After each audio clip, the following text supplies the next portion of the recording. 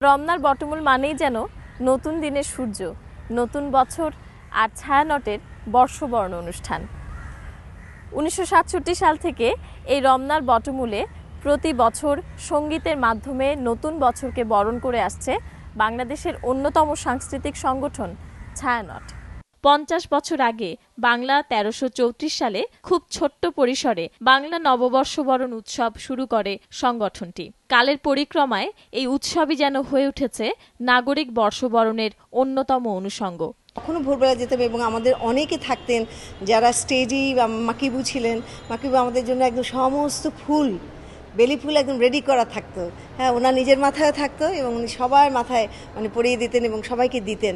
একসঙ্গে গান গাওয়ার যে মজাটা রমনার বটমূলে, আর সামনে লক্ষ লক্ষ দর্শক, খুবই আনন্দের। এই অভিজ্ঞতা আসলে আর কিছুর সাথে মেলে না। দীর্ঘ পথ পরিক্রমায় এই সংগঠনটিকে পাড়ি দিতে হয়েছে অনেক কঠিন পথ।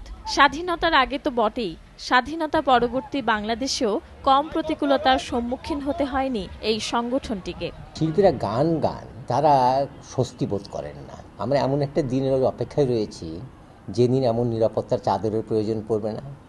বাঙালি সামাজিকভাবে এমনটি সচেতন হবে যাতে আমাদের শিল্পীরা নির্বিঘ্নে সাহসের সাথে এই অনুষ্ঠানটা করে যেতে পারবে।